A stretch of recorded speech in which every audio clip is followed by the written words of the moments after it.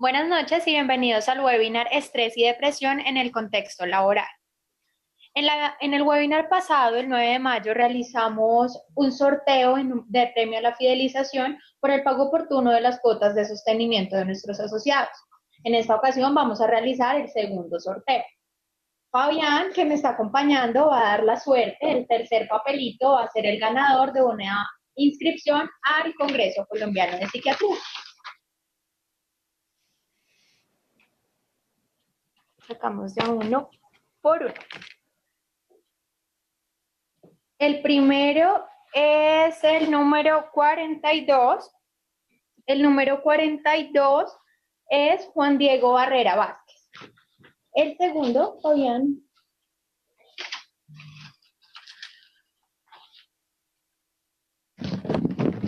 El segundo es el número 54, que es el del doctor Ricardo Aponte González. Y el tercero, que es el ganador, es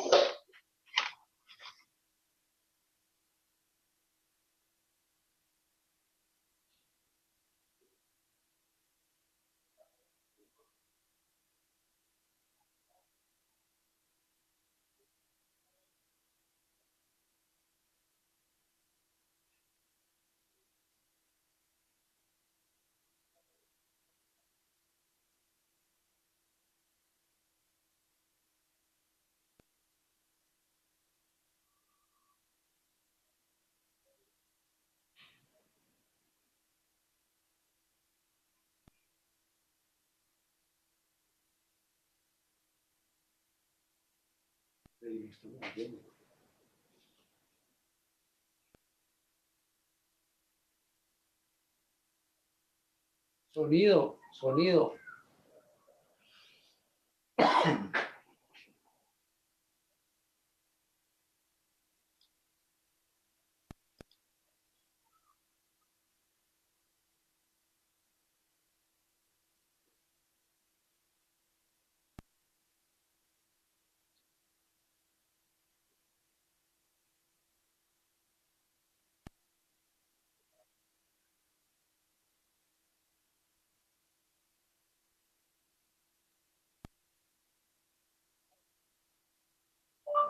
Se fue el sonido.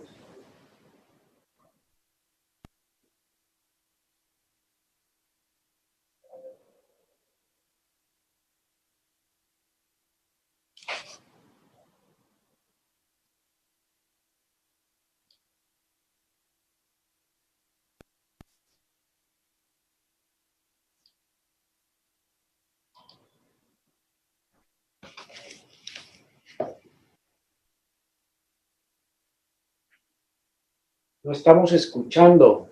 No escuchamos. ¿Ya le escribiste?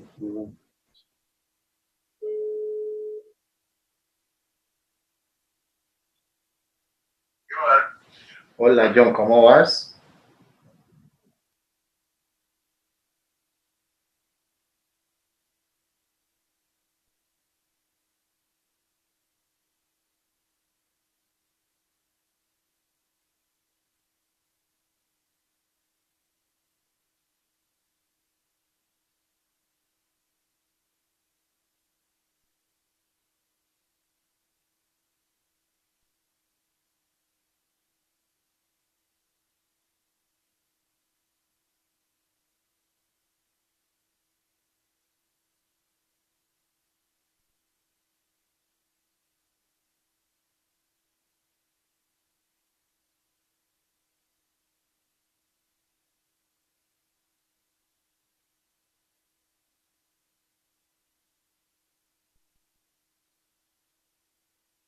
Sí, sí. Las preguntas de silencio. Hola. Hola. Ahora sí, porque se fue el sonido. Entonces no oímos nada. Sí, ahí sí me escuchas, ¿sí? Y faltó que terminaras de decir quién fue el ganador, el tercero, y ahí se fue el sonido. Listo, doctor. ¿Ya? Bueno, presentamos una falla técnica. Volvemos con ustedes. El ganador del sorteo fue el número 7.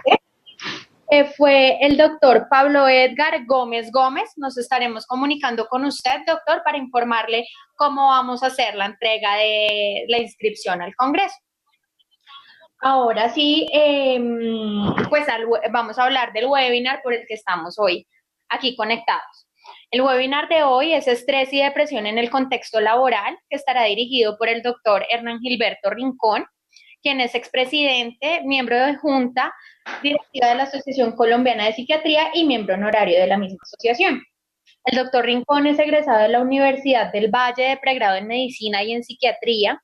Actualmente es médico institucional y profesor de psiquiatría de la Fundación Valle del Lili y de la Universidad ICESI. Adicionalmente es profesor ad honorem de la Universidad de Miami.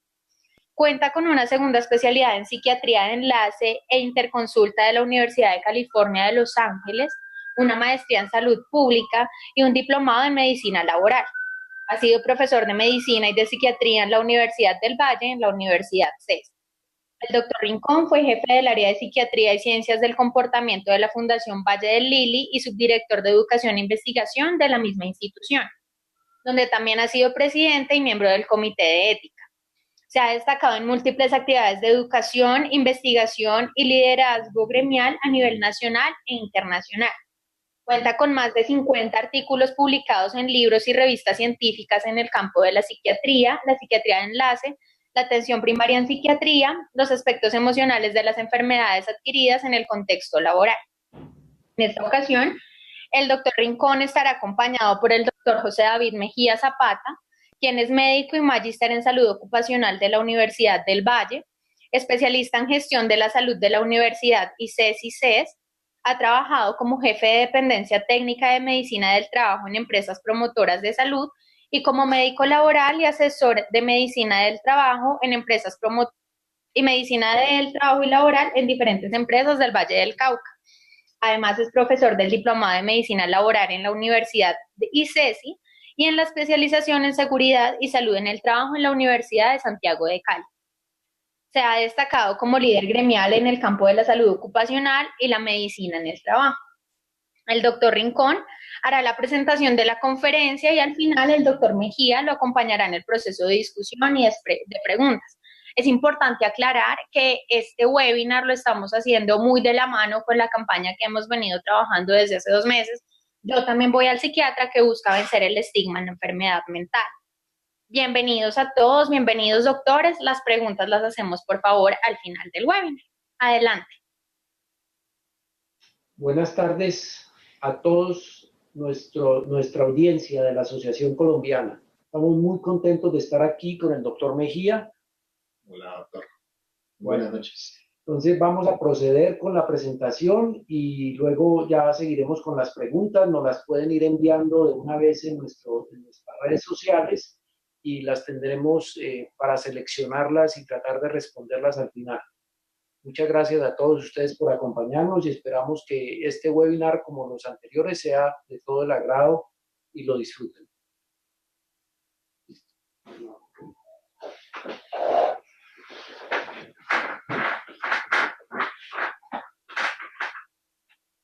Bueno.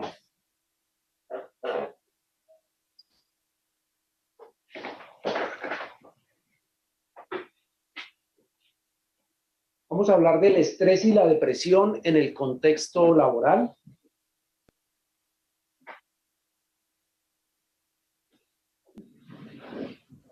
En la primera encuesta nacional sobre condiciones de salud y trabajo realizada en el 2007, nos informa el Ministerio de Salud sobre los factores de riesgo psicosocial que afectan a nuestros trabajadores. Ellos encontraron en esta encuesta que la atención al público y el trabajo monótono y repetitivo ocupan primeros lugares en más del 50% de los encuestados. Y más o menos 1 de cada 3 de los trabajadores manifestaron alto nivel de estrés. Los agentes ergonómicos y psicosociales fueron los más relacionados con la ocurrencia de los problemas y accidentes de trabajo.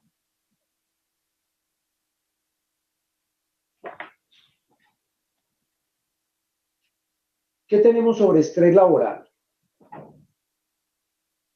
Estrés laboral, de acuerdo, digamos, a algunas definiciones internacionales, es una reacción adversa que las personas tienen a exigencias o presiones excesivas puestas sobre ellos en el ambiente laboral. Los empleados sienten estrés cuando no pueden hacer ese afrontamiento de las presiones o temas relacionados con el trabajo. En este sentido, ¿qué deben hacer los empleadores? Deberían acoplar todas las exigencias de acuerdo a las competencias, habilidades y conocimientos de los empleados. Y esto debería hacerse en el momento en que un empleado ingresa o es ascendido, promovido o cambiado a un nuevo puesto. Los empleados se estresan cuando no tienen esas competencias o el tiempo para cumplir las metas es muy apretado. En este sentido, la planeación, el entrenamiento y el apoyo pueden reducir esa presión y bajar los niveles de estrés. Aquí ya se está viendo de qué manera uno puede actuar preventivamente. El estrés en realidad afecta de forma diferente a cada ser humano y se han encontrado que hay factores que están relacionados con estas diferencias. En este sentido, valga la redundancia, estarían las competencias de cada ser humano, la experiencia, la edad, la condición misma, su misma estructura, digamos, psíquica y por qué no física en algunos casos, y cualquier condición de discapacidad que pueda tener. Si uno está en una empresa y es director o es dirigente de una empresa, uno puede tener algunos indicadores, o está en el área de gestión humana, uno puede tener algunos indicadores de cómo está su grupo de empleados. Por ejemplo, si miras del lado de la productividad, el estrés laboral puede afectar bajando la productividad, produciendo alta rotación de personal, ausencias frecuentes, salidas justificadas a veces y en muchas ocasiones injustificadas, llegadas tarde frecuentes, disminución del desempeño, incremento de accidentes y lesiones personales. Y si lo mira desde el punto de vista del clima laboral en general, ahora pues las empresas con gran frecuencia miden el clima, uno puede encontrar baja moral y baja satisfacción en el trabajo, aumento en los conflictos, muchas quejas, desconfianza, resentimientos, agravios, irritabilidad y a veces incremento de la argumentación polémica en algunos de los empleados. También inquietud o nerviosismo, cambios de ánimo, aislamiento, falta de motivación o de compromiso. Gente que uno veía que antes era muy comprometida, de pronto empiezan a verse retraídos o indiferentes. Y hay incremento de a veces de reacciones emocionales como tristeza, sensibilidad o agresividad. Internacionalmente esto ha sido muy estudiado y se le han denominado factores intralaborales. Aquí en esta diapositiva, aunque pido disculpas porque es bastante compleja y hay mucha información, quiero que miremos solamente a los títulos.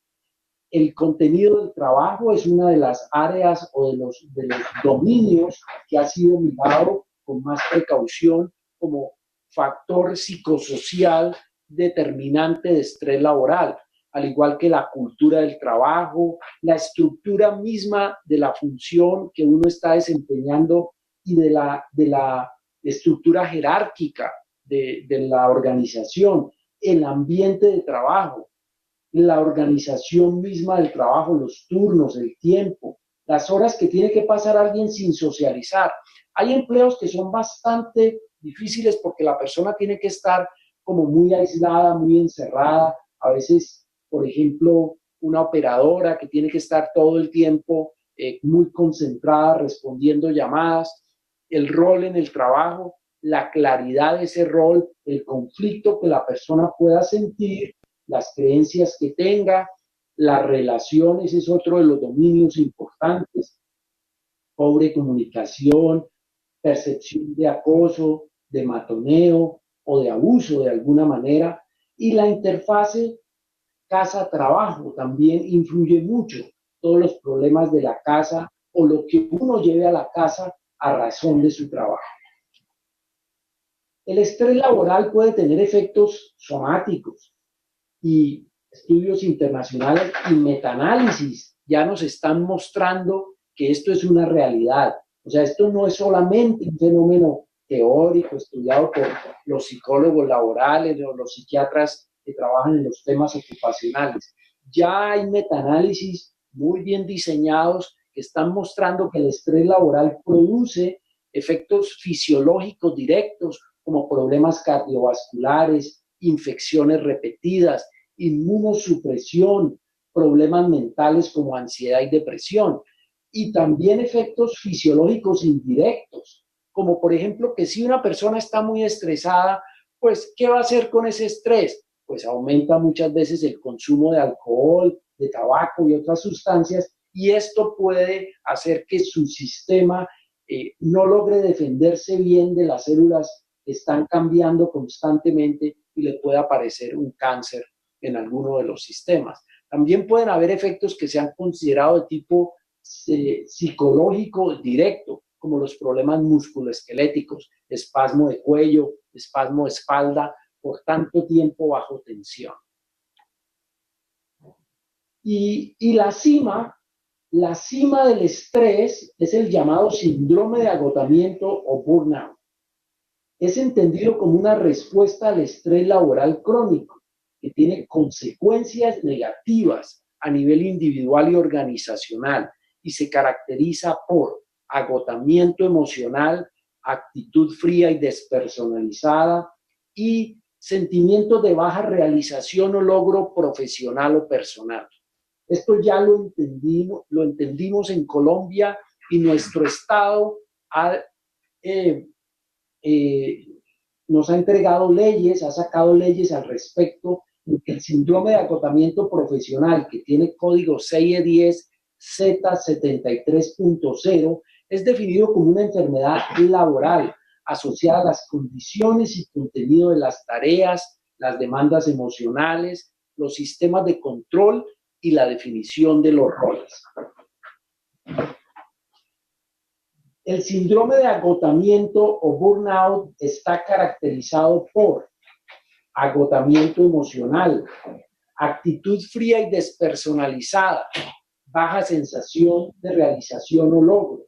En el agotamiento emocional está la sensación de desgaste, el sobreesfuerzo físico, el agotamiento y la fatiga. En la actitud fría y despersonalizada puede uno percibir sentimientos, actitudes y respuestas muy negativas, ironía, comentarios irónicos, irritabilidad y pérdida de motivación hacia el trabajo, reacciones de distanciamiento, cinismo y a veces hasta hostilidad. Esa baja realización o logro personal o profesional se acompaña de bajo rendimiento laboral, de incapacidad para soportar la presión, de baja autoestima, de afectación de las relaciones profesionales y personales. Y hay algunas fases que nos ayudan a entender este síndrome. Una fase inicial en la que la persona, digamos, está normal, hay un entusiasmo y expectativa positiva frente al trabajo, hay grandes sentimientos de energía, hay mucha expectativa. Después una fase de estancamiento en la que esas expectativas no se cumplen y esa relación entre el esfuerzo que yo le pongo al trabajo y la recompensa que yo recibo no es equilibrada y la persona puede empezar a percibir estrés. Después puede tener sentimientos de frustración, desilusión y desmoralización. O sea que esto es un proceso que se va dando en el curso del tiempo y se va instalando este cuadro. Después puede aparecer apatía, cambios actitudinales y conductuales, trato distante y como mecánico, frío. Y finalmente, después de meses o a veces de años de estar soportando la persona, acabando, quemando toda su resiliencia y toda su capacidad, aparece un colapso emocional y cognitivo con frustración e insatisfacción. ¿Qué factores se han encontrado asociados? A veces la edad, el género, ¿sí? Hay gente que describe que es mucho más frecuente en mujeres, pero yo no he encontrado muchas diferencias realmente. El estado civil, probablemente las personas que están solteras, que tienen menos soporte social, los tipos de personalidad. Generalmente las personas más entregadas a su trabajo, ¿sí?, pueden tener más riesgo de presentar este síndrome. La etapa en la carrera profesional puede presentarse que la persona asuma al inicio de su carrera con mucha intensidad, mucho deseo de mostrar su gran compromiso y desempeño, pero también se pueden ver en etapas tardías, tardías del desarrollo profesional, porque la persona de pronto no le están resultando las cosas o encuentra ambientes laborales complejos. De tipo organizacional, las largas jornadas laborales, la ambigüedad del rol, el no ser claros y precisos, el poner personas que tienen falta de competencia para ciertos cargos, el alto volumen de trabajo, la atención a usuarios con alta necesidad de apoyo emocional. Por eso este síndrome se ha relacionado con actividades en el campo educativo, en el campo médico y de salud, las enfermeras, las personas que tienen que atender personas con altas necesidades emocionales y también otro tipo de factores organizacionales como el maltrato y la descalificación frecuente. Y desde el punto de vista social, si no hay familia, amigos, redes de apoyo, incluso los aspectos existenciales y espirituales cumplen un papel muy importante como apoyo para las personas.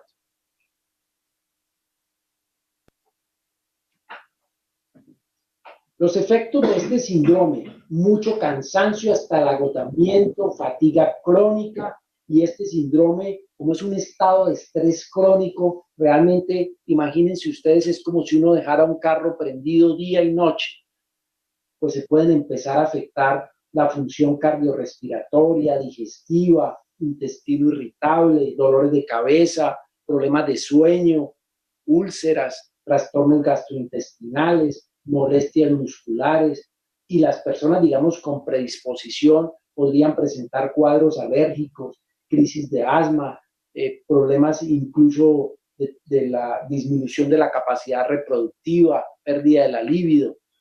Y de tipo conductual, una persona con este estrés crónico se va volviendo una persona muy despersonalizada, ya no va a estar tan entregada a sus clientes, puede abusar de sustancias, tener cambios bruscos del humor, ya no vive relajado, no se concentra bien, el contacto con los demás ya no es genuino, es más superficial, y hay comportamientos de alto riesgo y aumento de conductas agresivas.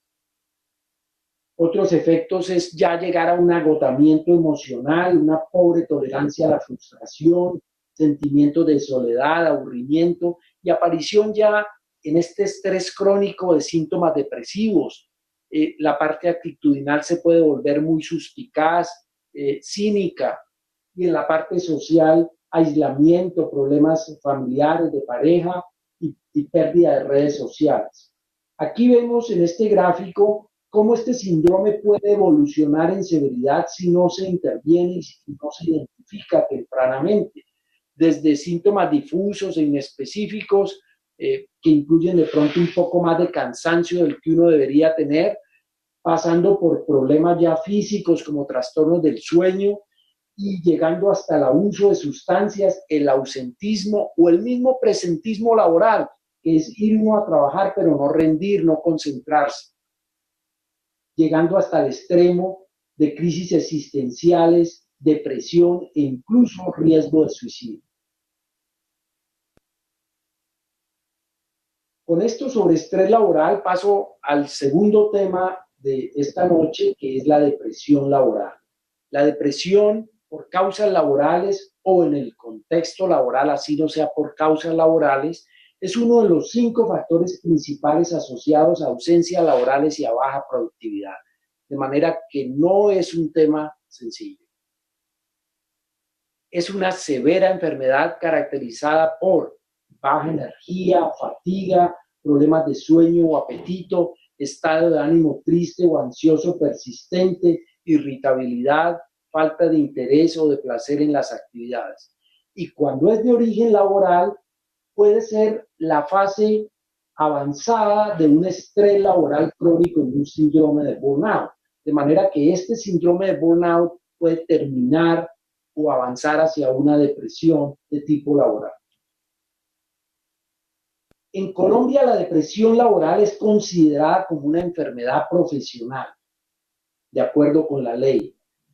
Y todos los códigos del F32 competen a esta ley. Está asociada a factores de riesgo psicosocial, se puede presentar en cualquier trabajador y puesto de trabajo, en cualquier actividad laboral en la que exista exposición a los agentes causales y se demuestre relación con un perjuicio de la salud. Hay varias leyes que tienen que ver con el tema de la depresión en el Sistema General de Seguridad Social y en el Sistema de Gestión de la Seguridad y la Salud en el Trabajo. De manera que las leyes son amplias y permiten que los empleados y los empleadores comprendan la importancia que le da el Estado a la protección y a la prevención de esta enfermedad. El impacto de la depresión laboral puede ser bastante alto. El Ministerio de Salud nos habla en el 2015 de una muestra de 108 personas con depresión moderada, severa y distimia, es decir, depresión crónica, de diferentes regiones del país. En esa muestra encontraron que 60% de ellas tuvieron ausentismo en el último mes. Y recuerden pues todo el impacto y el costo del ausentismo para las empresas.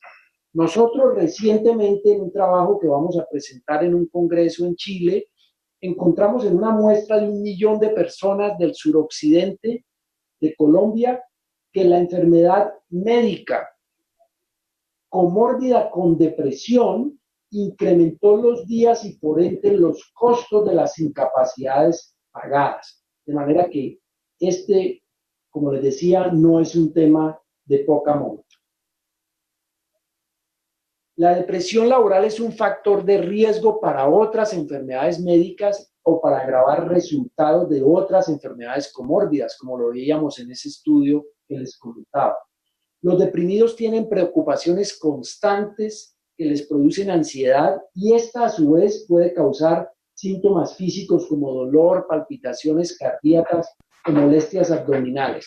Es decir, que si una persona ya viene con este síndrome del burnout o síndrome del quemado y le aparece una depresión, esa depresión le agrava ese síndrome, le puede aumentar la ansiedad, le produce síntomas somáticos más graves y forma un círculo interactuante. Factores de riesgo para la depresión, pues están los genéticos. Hay personas que tienen historia familiar de depresión, pueden haber medicamentos que las personas estén tomando por otras razones y eso los predispongan, por ejemplo, medicamentos para el acné, por ejemplo, esteroides y otro tipo de medicamentos se han asociado con depresión. La presencia de un trastorno de ansiedad previo también puede predisponerlo. La presencia de un trastorno de estrés postraumático, que esto puede ser un accidente laboral. A veces una persona, recuerdo por ejemplo el caso de una persona que trabajaba en salud y esta persona se vio sometida a una situación en la cual un usuario vino, estaba molesto y la agarró del pelo a esta señora y la sacudió y la agredió y esta persona hizo un estrés postraumático. De manera que ese fenómeno fue un accidente de trabajo, puede llevarla posteriormente a un cuadro depresivo. De manera que todos estos factores son factores denominados predisponentes. Y hay otros factores de tipo psicosocial o laboral que pueden convertirse en factores de riesgo, porque son factores del clima laboral, como pérdida o riesgo de pérdida del empleo, cambios de trabajo continuos y de las tareas. Esto lo saben muy bien los jefes. A veces cuando hay temas difíciles con un empleado empiezan a cambiarlo de trabajo, de pronto como para tratar de aburrirlo y esto puede llevar a un empleado a un cuadro depresivo. La constante introducción de nuevas tecnologías que hacen que el sujeto se siente incompetente o insuficiente, sin una preparación adecuada, la permanente demanda de cualificación y aprendizaje de habilidades y competencias, sin acompañamiento adecuado, los sentimientos de pérdida de control sobre sus actividades cotidianas y sus planes a largo plazo. Eso es un tema ya muy personal del desarrollo de cada ser humano. La gestión, la estructura y características sociales de la organización, la carga física y la jornada de trabajo y la interfase persona-tarea, que a veces no está muy bien acoplada.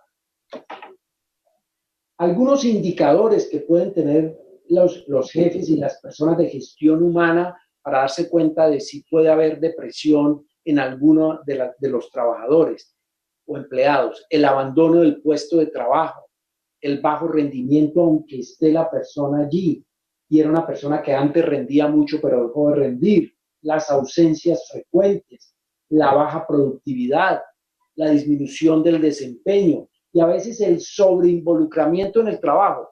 A veces la persona hace como un efecto como de reacción y trata como de concentrarse demasiado en el trabajo y no quiere hacer nada más. Eso también debe uno evaluar, porque puede haber una depresión de fondo. En tema de clima laboral, puede haber personas que estén aisladas, no se relacionen mucho con otras personas y que sean difíciles de abordar. Puede haber aumento de los conflictos interpersonales. Puede haber una evaluación negativa y rechazo de los compañeros de trabajo a esa persona. Pueden haber sentimientos de tristeza, incapacidad y culpa, y hay a veces dificultad para ser detectada. ¿Cómo se hace el diagnóstico? Pues hay la sospecha, porque la persona puede reportar baja energía, fatiga, problemas de sueño o apetito, estado de ánimo triste o ansioso, persistente, irritabilidad, falta de interés. La persona le puede consultar a la persona de salud ocupacional, sea enfermera o sea un médico de salud ocupacional o un psicólogo, puede llegar con estos síntomas y puede llegar con síntomas también inespecíficos, sin causa, como dolores y malestares, palpitaciones, aletargamiento y dificultades para llevar a cabo sus actividades sociales y laborales. El diagnóstico se logra a través de una evaluación completa del trabajador por médico o médico psiquiatra. Los médicos de cuidado primario, también de todas las redes de las empresas promotoras de salud, también deben estar muy capacitados y atentos a este diagnóstico. Vamos a hablar un poco acerca de el estrés y la depresión y su tratamiento en relación con promoción y prevención en salud.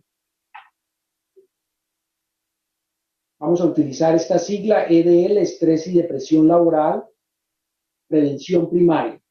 En Colombia, los empleadores por ley tienen la obligación de proteger a sus empleados del exceso de estrés y de la depresión a través de evaluar los riesgos psicosociales y de actuar sobre ellos. Para ello, el Ministerio de Salud sacó lo que se denomina la batería de instrumentos para la evaluación de factores de riesgo psicosocial y pide a las empresas que por lo menos una vez al año o cada 2 años hagan una evaluación de los riesgos psicosociales en todos sus empleados, lo cual le permita identificar por áreas cómo está esa condición de salud emocional y mental de cada uno de los empleados y poder de esta manera intervenir la situación.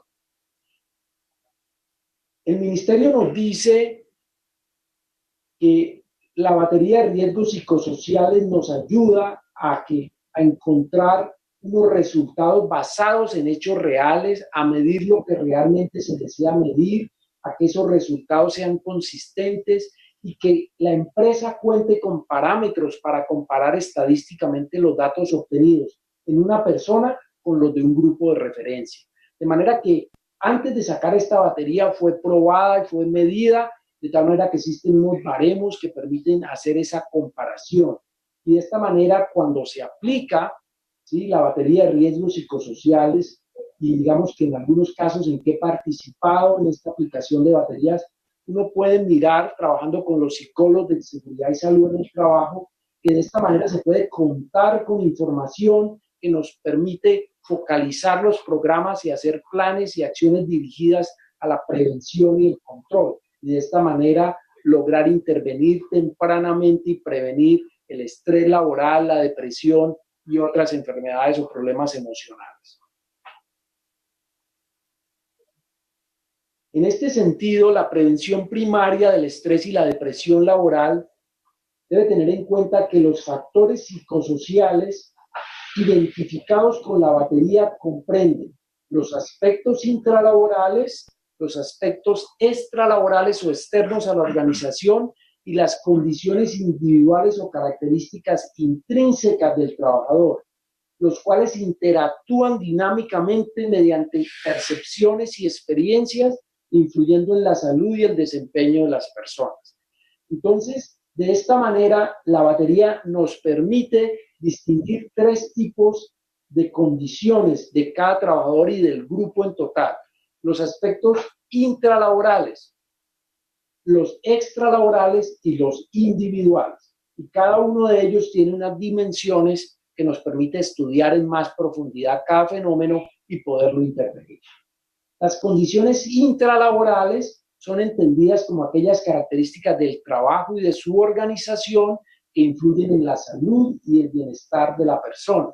El modelo en el que se basa la batería del Ministerio de Salud retoma elementos de los modelos de demanda y control, de apoyo social de Karasek y otros, del modelo de desequilibrio esfuerzo-recompensa que ya les mencionaba antes, y del modelo dinámico de los factores de riesgo psicosocial de Villalobos, una investigadora colombiana. A partir de estos modelos se identifican entonces 4 dominios que agrupan un conjunto de dimensiones que explican las condiciones intralaborales. Esas dimensiones que conforman esos dominios actúan como posibles fuentes de riesgo y es a través de ellas que uno realiza la identificación y valoración de los factores de riesgo psicosocial en el trabajo. Los dominios considerados en las condiciones intralaborales son las demandas del trabajo, el control, el liderazgo, las relaciones sociales y la recompensa. A nivel internacional señalan que estos dominios, el dominio de las demandas, la carga laboral y las características del entorno del trabajo, los del control, lo que la persona tiene para decir acerca de cómo hacer su trabajo, los del soporte como el estímulo, el patrocinio y los recursos proporcionados por la empresa y los compañeros mismos de trabajo. Los de las relaciones, la promoción del trabajo positivo para evitar conflictos y hacer frente a comportamientos inaceptables.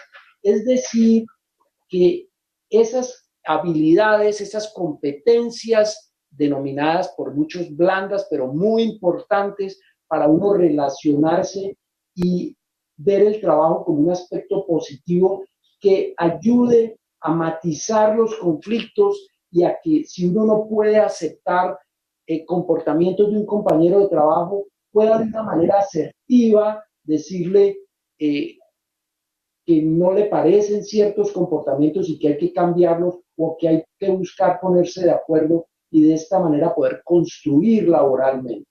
Eso es muy importante en las relaciones y se trabaja sobre eso cuando se identifican estos aspectos en un ambiente laboral. El rol es lo que la gente entiende como su rol dentro de la organización y es muy importante que la empresa se asegure de que no haya conflicto entre las tareas que le asigne a un empleado. De esta manera lo está protegiendo de estrés y depresión laboral. Y de cambio, tiene que ver cómo se gestiona y se informa acerca de los cambios en la organización, si se prepara, si van a haber grandes cambios, si la empresa va a cambiar de sede, por ejemplo. Hemos tenido casos de personas que han trabajado en una sede, por ejemplo, del centro de Cali y de pronto la empresa se tiene que trasladar a las afueras de Cali y la persona, eso es suficiente para causarle un estrés moderado a severo por diferentes razones, porque le va a tocar viajar más, porque le va a tocar cambiar de turnos, etcétera. Todo eso lo debe prever la organización y preparar a las personas. Las condiciones extralaborales comprenden los aspectos del entorno familiar, social y económico del trabajador y pueden influir directamente en el estado de salud física y mental del trabajador. También abarcan los lugares de vivienda y los entornos de esa vivienda. Las condiciones extralaborales también tienen que ver con el tiempo para descansar, para compartir con familia y amigos, atender otras responsabilidades domésticas. Y cuando ese tiempo destinado al descanso y recreación es muy limitado o insuficiente, entonces puede aparecer un estrés importante. Y hay condiciones individuales que son las características sociodemográficas y, digamos, psicológicas que pueden modular la percepción y el efecto de los factores de riesgo intralaboral y extralaboral. En promoción y prevención, entonces, hay diferentes actividades importantes, algunas dirigidas a la organización, que tienen que ver con las descripciones del cargo, los procesos de selección, otras dirigidas al individuo, que tienen que ver con la inducción y reinducción de las personas cuando van ajustándose los cargos o van cambiando, se traen nuevas tecnologías, la psicoeducación, las actividades de formación continua y desarrollo del personal, el fortalecer los procesos de gestión del desempeño, las actividades de bienestar laboral son fundamentales y los fomentos de estilo de vida saludable. Algunas dirigidas a la persona, ayudarle a su desarrollo personal. Ya les había contado que las personas también, mientras están en un trabajo, también están mirando su propio desarrollo y si empiezan a pensar que están estancados, pueden requerir de cierto mentoring, de cierto coaching, de cierto apoyo. El entrenarnos en técnicas de autorregulación o control y el fortalecimiento del estilo de vida saludable. Para la organización es muy importante todo ese proceso dinámico del análisis de puesto de trabajo, los grupos de mejoramiento, las redes de comunicación, el uso de las nuevas tecnologías, el fomento de la flexibilidad horaria. Ya hay empresas en el mundo que se han vuelto muy flexibles en este tema horario. A veces hay temores en las empresas en ese sentido, el utilizar la casa para trabajar. Todo ese tipo de cosas pueden requerir de preparación y de un cambio de cultura en las organizaciones. Si alguien, por ejemplo, va a utilizar el teletrabajo y se va a trabajar a su casa, también hay que traerlo a la organización cada cierto tiempo para que haya cierta interacción y no esa soledad. Y el fortalecimiento y desarrollo de los líderes también es fundamental en este aspecto. La dirigida al individuo cuando ya se ha enfermado, ya la persona tuvo una depresión o un estrés severo, va a regresar a la organización, estuvo incapacitado, hay que hacer un plan de recuperación y rehabilitación. Aquí es muy importante, no solo los médicos tratantes, el psiquiatra que da las recomendaciones, sino también los médicos laborales, tanto los de la empresa promotora de salud como el médico laboral o el psicólogo laboral que están dentro de la organización, que puedan educar a las personas que están adentro.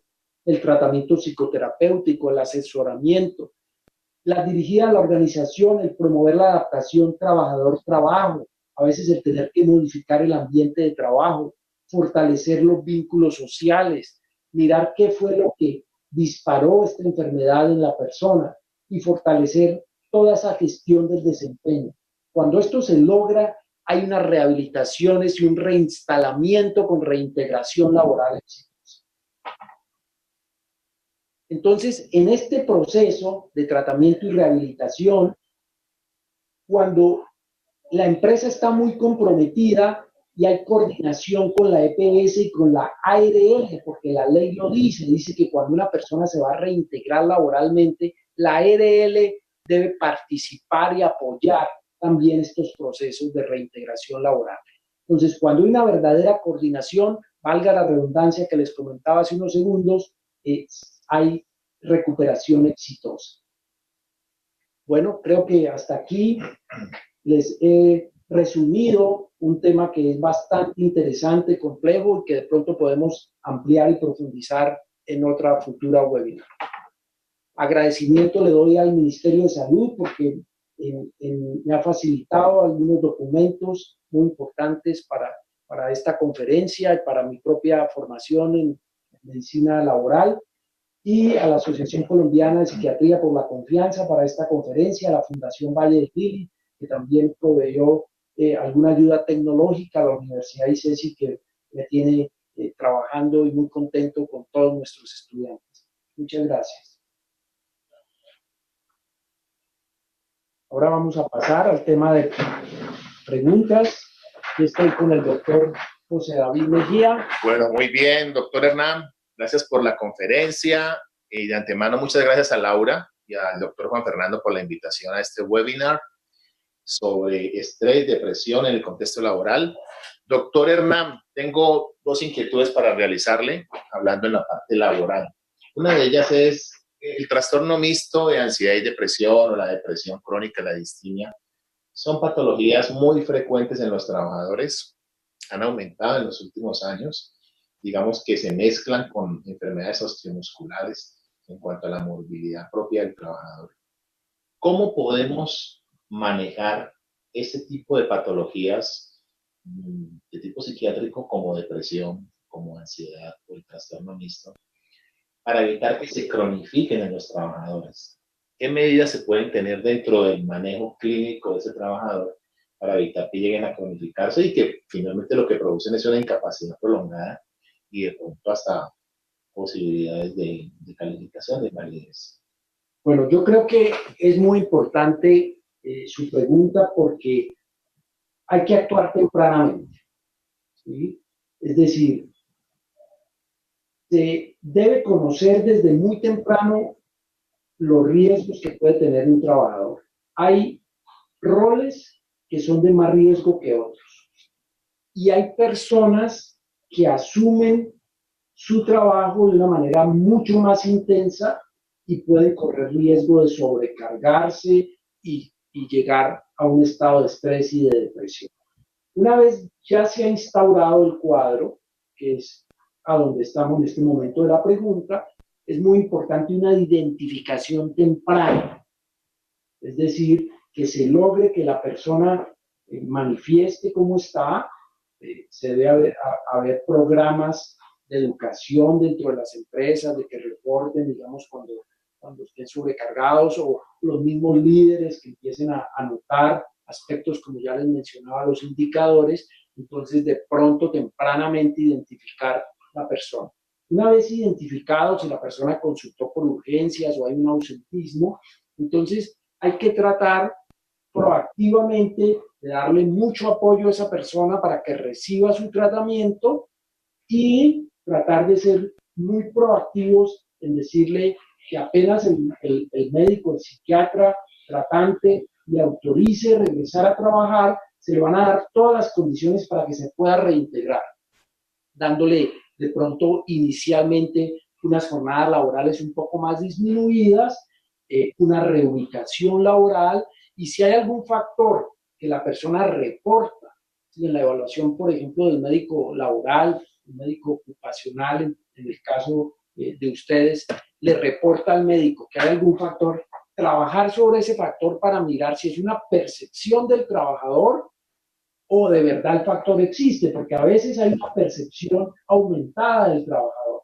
¿sí? Entonces, ayudarle con el psicólogo también ocupacional a trabajar en esa percepción, o ayudarle a los jefes a modificar, y a los otros compañeros de trabajo a que la persona pueda irse reintegrando poco a poco, que le den su espacio, le den su tiempo, y siguiendo todas las recomendaciones del psiquiatra, y se va a ver que poco a poco la persona va recuperando esa confianza, porque es que al principio la persona tiene mucho miedo, y cuando uno tiene mucho miedo, cualquier cosa uno está como prevenido, pero si la persona siente que hay confianza y todo, y se va reintegrando gradualmente, la cosa normalmente fluye bien.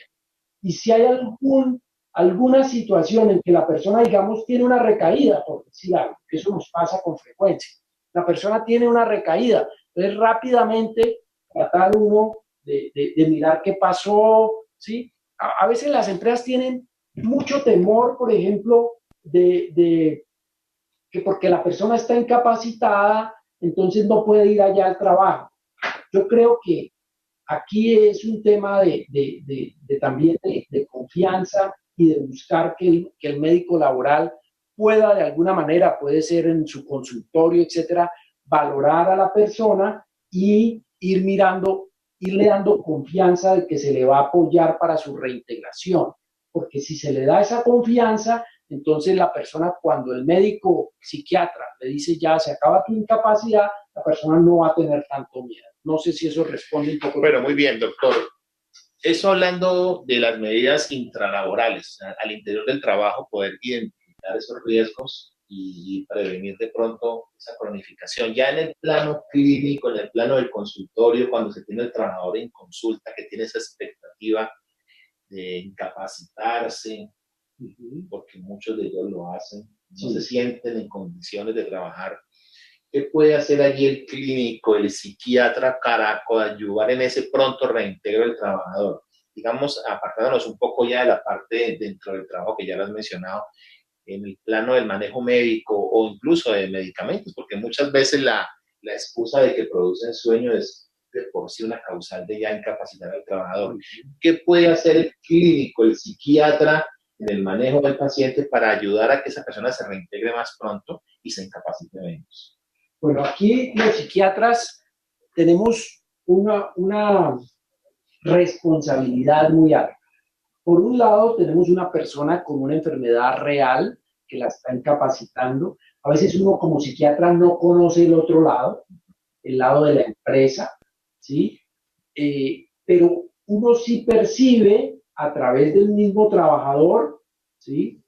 Percibe situaciones que le hacen a uno intuir que la empresa está muy dispuesta a recibirlo o que la empresa está muy cerrada y están muy molestos o hay alguna forma. Entonces, ese tipo de situación puede influir mucho en uno como psiquiatra para tomar a veces decisiones tempranas de tratar de que la persona se reintegre muy rápido o demorar un poco más esa posibilidad de la reintegración. Entonces, allí hay un elemento importante. Hay que partir de que las personas debe tratarse de que estén incapacitadas el menor tiempo posible sin que eso interfiera con la recuperación de su enfermedad. Y esto no es una cosa de blanco o negro, esto es un espectro. Es un espectro. ¿Qué le ayuda al psiquiatra? Si yo como psiquiatra, yo le digo a mis pacientes, vea, ¿por qué no llama ya a gestión humana de su empresa? Comenta que usted tiene posibilidades de pronto de reingresar a laborar en 1 o 2 semanas, que si hay alguna recomendación de hablar con el médico laboral, usted puede hacer algo. Es decir, busca uno que tempranamente haya una posibilidad de empezar a hacer un empalme que le dé seguridad al trabajador, para que cuando uno le diga hasta aquí es su incapacidad, no sea como una cosa, como un salto al vacío, sino que sea un proceso gradual, ¿sí? Eso ayuda mucho. Ok, bueno, es evidente que existe el diagnóstico de trastornos psiquiátricos en el trabajador. Existe la depresión, existe el trastorno de ansiedad, el trastorno mixto, el síndrome de agotamiento crónico, el burnout. Es evidente que existe el estrés laboral, pero también es cierto que hay algunos trabajadores que también pueden amplificar o magnificar esta patología psiquiátrica. Y eso hace que se presenten incapacidades prolongadas o ausentismo laboral, que también afecta al otro lado, al empleador. Y afecta al sistema de salud. ¿Cómo identifica el clínico, el psiquiatra, ese tipo de pacientes que de pronto van en la búsqueda de una incapacidad o de prolongar o de cronificarse en una patología que de pronto no puede ser tan grave como aparentemente puede ser? Bueno, ahí encuentra uno a veces de pronto como un poco de amplificación de los síntomas, ¿no? Es decir, uno ve que los síntomas realmente no son tan graves, no son tan difíciles, pero uno ve que el trabajador de pronto los amplifica, los reporta mucho. Eso generalmente yo lo veo más relacionado como con temor, ¿no? Y con la idea de reasegurarse de que realmente va a estar bien en el momento de trabajar. Entonces, allí es muy importante ese reaseguramiento que uno le dé al empleado y vuelvo que haya esa posibilidad como de una reintegración entre más temprana mejor, ¿sí?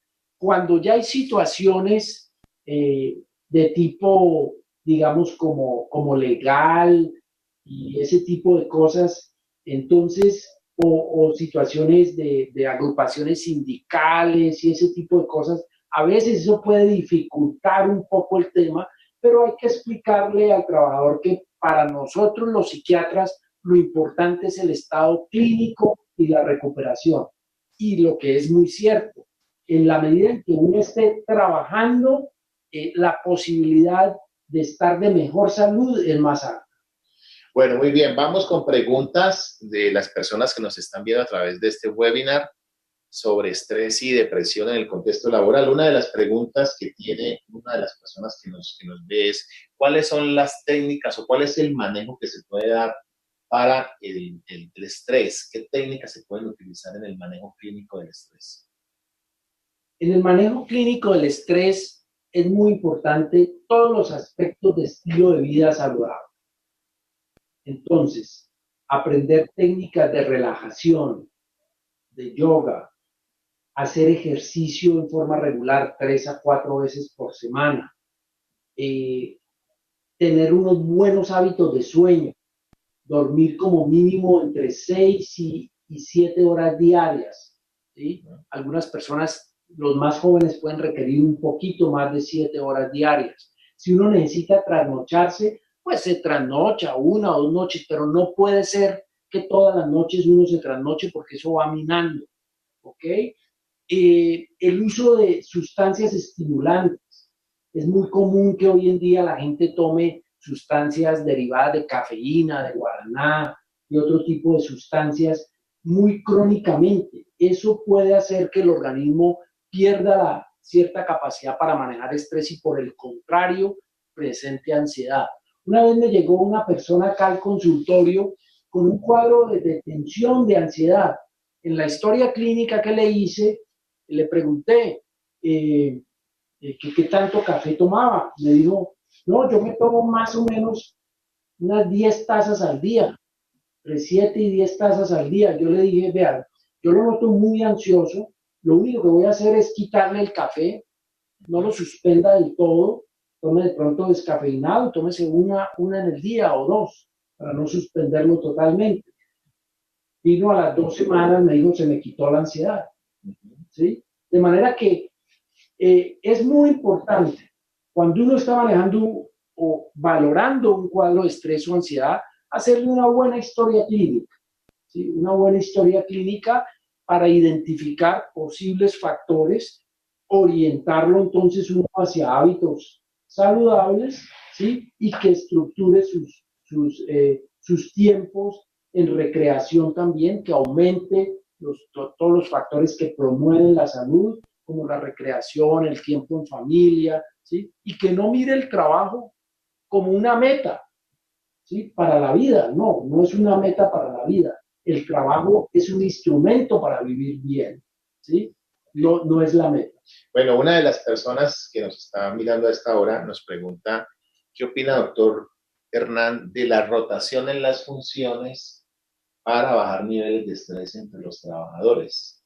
Digamos que una alternativa que se puede plantear en casos especiales de rotar funciones en el sitio de trabajo. ¿Qué opina de esto?